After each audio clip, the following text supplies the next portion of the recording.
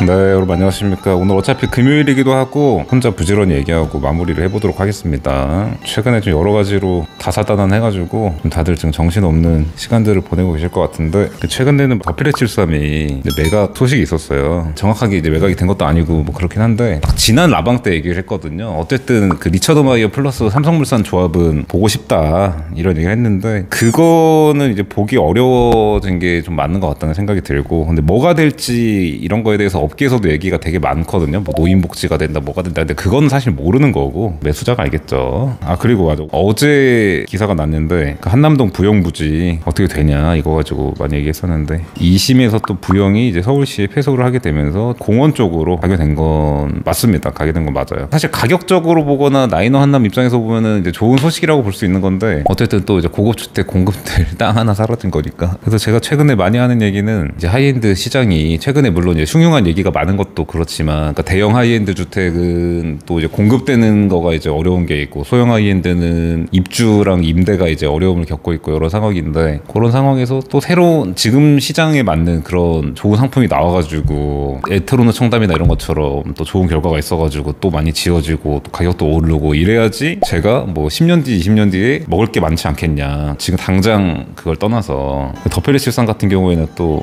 매수자가 어떤 계획으로 지금 이제 그 MOU를 맺었는지는 구체적으로 모르지만, 어쨌든 리처드 마이어 플러스 삼성물산 조합은 못 보게 될 확률이 이제 월등히 높아진 상황이기 때문에 이런 것도 이제 아쉬운 게 많은 거죠. 왜냐면 그 전부터 저희가 많이 얘기했지 않습니까? 이 더피크도산이랑 더필73이 어떻게 되냐에 따라 이게 하이엔드 주택 시장에 영향이 있을 수밖에 없다고 얘기를 많이 했었습니다. 왜냐면은 아직은 좀 무리구나 이런 식으로 이제 인식이 될 수가 있기 때문에, 시장에 지금은 깔끔하게 딱 돼가지고 시작하는 사업장이 극소수고 대다수는 어려운 상황에서 이제 수요가 보여야지 사업이 가는 요런 이제 구조지 않습니까? 근데 이제 그런 영향이 있는 거라 이 팰리스73 사업장 매각된 거 자체는 사실 1차적으로는 시장에 긍정적인 영향이라고 볼 수 있어. 아예 뭐 팔리지도 않고 공매 나오고 이게 안 좋은 거죠. 매각됐다는 거 자체가 이제 공매 나오기 전에 매각이 된 거니까, 공매가 나왔다는 거는 살 사람이 없어가지고 이제 강제로 그 매각이 처리가 되는 걸 의미하는 거잖아요. 그거보단 낫다고 볼 수 있는데, 방금 얘기한 그런 면에서는 또 다른 관점이 있다. 아무튼 그래서 이제 팰리스73이 역사 속으로 사라진 것처럼 이제 보이는 상황이다 보니까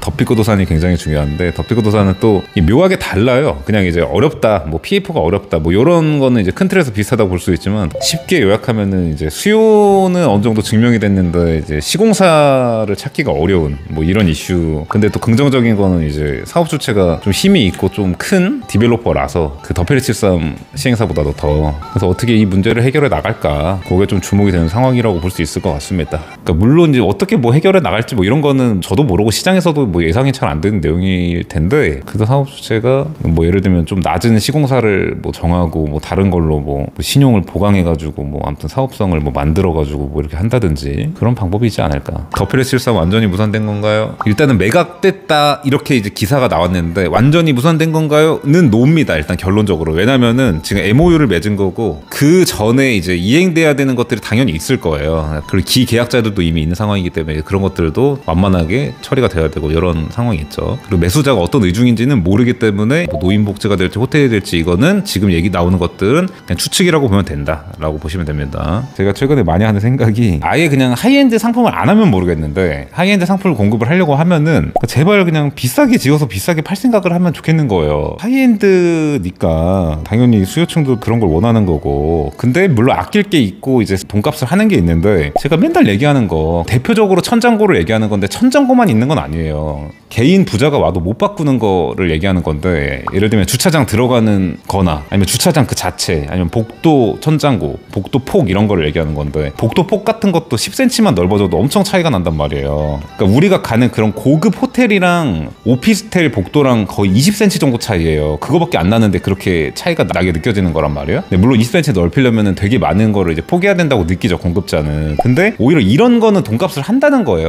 그러니까 예를 들면 인테리어 이런 건 오히려 중요하지 않은 거죠. 뭐 에탄올 난로 넣고 뭐 프리스탠딩 욕조 넣고 이런 건 중요하지 않은 거지. 맞아. 그 댓글 중에서도 이제 그런 게 있었어. 예를 들면은 갤러리아 포레랑 아서포랑 가격 차이가 이렇게 많이 나는 게 구축 신축 때문이냐 이런 얘기도 옛날에 라방에서도 질문 많이 했었고 댓글에서도 있었는데, 그 어느 거 하나 때문에 그렇다라고 얘기는 할 수 없겠지만, 방금 제가 얘기한 거 중에 이게 좀 답이 있어요. 그러니까 예를 들면은 일반인이 그냥 고급주택 매니아도 아니고 전문가도 아닌 사람이 차 타고 주차장 내려가서 주차만 해봐도 아 이래서 더 비싸구나 라고 느낄 수 있을 정도로 제가 얘기하는 아무리 부자가 와도 못 바꾸는 영역 중에 하나인 거죠. 주차장 들어가는 거나 주차장 들어가서의 그 뭐 쾌적함이나 주차 폭이나 이런 거. 근데 갤러리아 포레가 우리가 자주 얘기하는 게 들어갈 때 갤포는 이렇게 좀 이렇게 들어가야 되는 거죠. 예를 들면은 뭐 롤스로이스 같은 거 타는 사람 같은 경우에 이렇게 낑낑대고 들어가야 되다 보니까 그러니까 이런 거가 중요하다는 거지. 이런 거가 천정고 주차장 출입 높이, 주차 대수, 광폭 주차장 이런 것들 아무리 돈이 많아도 바꿀 수 없죠. 그래서 이런 거는 모든 상품이 그렇다는 게 아니라 하이엔드 주거 상품에서는 돈값을 한다. 근데 그 중에서 천장고를 제가 유독 많이 얘기하는 거는 그것만 혼자 중요해서 그런 게 아니라 뭐 주차장 같은 거는 이제 많이 인지를 하고 있는데 천장 뭐 3m면 충분하지 않나 이런 생각들이 아직 많이 깔려있기 때문에 제가 얘기를 많이 하는 거예요.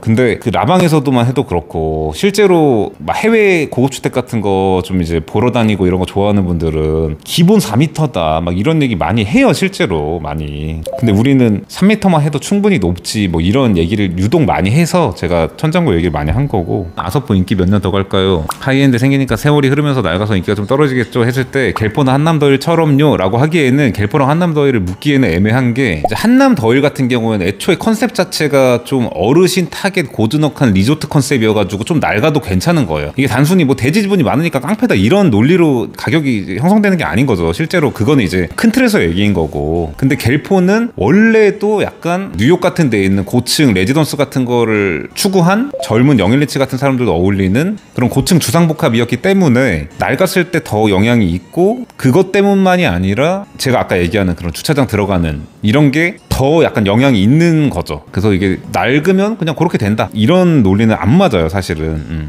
갤포나 한남더일도 그냥 고치면서 가는 겁니다 제 생각에는.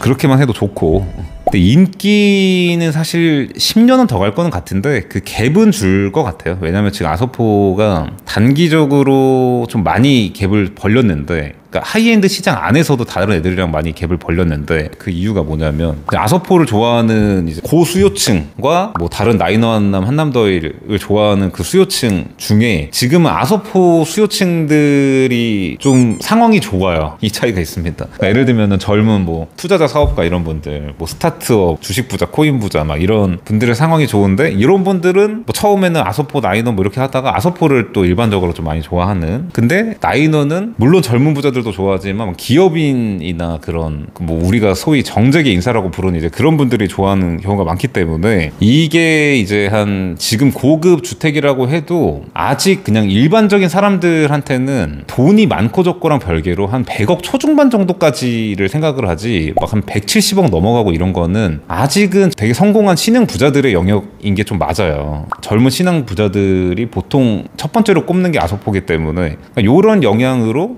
일단 성수동 한강뷰 아서포 갤포 쪽이 힘을 받는데 그런 와중에 그럼 왜 같이 못 받았냐는 그냥 한 줄 요약하면 이거예요. 그냥 아서포는 딱 집에서 내려와가지고 불응하고 나갈 수 있는데 갤포는 그게 안 된다. 이 차이가 일단 있고 요거 때문에만 그렇다는 게 아니라 근데 저는 오히려 지금 이제 이 갭이 줄 거라고 얘기를 하는 거예요 사실은. 근데 최근까지는 이런 이유 때문에 이제 벌어졌던 게 아무래도 맞다. 이것도 이제 일반론을 얘기를 하는 겁니다. 일반론을. 당연히 젊은 부자 중에도 그런 부릉부릉 뭐 슈퍼카 안 좋아하고 뭐 차도 안 좋아하고 걸어다니고 차도 없고 막 이런 분들도 당연히 있는데 어쨌든 그 수요의 폭이 넓어져야 이게 아무리 하이엔드 상품이라고 해도 수요의 폭이 넓어져야 그 수요의 양이 많아져가지고 이제 가격이 반영이 되는 이런 구조지 않습니까? 그래서 이제 신규 상품 만들 때도 그걸 되게 고민을 한단 말이에요. 어떤 선택을 해야 수요의 폭이 넓어지고 어떤 선택이 수요의 폭을 좁히는 선택인가. 왜냐면 그런 선택을 하면 안 되는 거니까. 괜히 쓸데없는 걸 하나 더 넣어가지고 폭을 좁히면은 상품성이 떨어지는 게 되는 거죠. 근데 어쨌든 주차장 그 출입구가 타이트한 거는 수요의 폭을 되게 좁히는 것도 좁히는 건데 딱 지금 타이밍에 급 활성화됐던 고수요 있죠. 그 30, 40 남자. 그러니까 40도 아니고 한 40대 한 초중반까지. 요 남자 수요들 타겟으로 할 때는 부정적인 거예요. 그렇다 보니까 지금 영향이 컸던 건데 근데 이게 제가 하고 싶은 얘기는 전반적으로 수요가 쫙 퍼지게 되면 어떤 요 젊은 수요 이외에 다른 수요들도 전반적으로 이제 활성화가 되면은 요 갭이 이제 주는 거지. 나는 그냥 주차 불편해도 약간 괜찮아. 그냥 그래도 나는 뭐 150억보다는 그냥 한 뭐 90억, 100억 사고 이렇게 가는 게 나을 것 같아.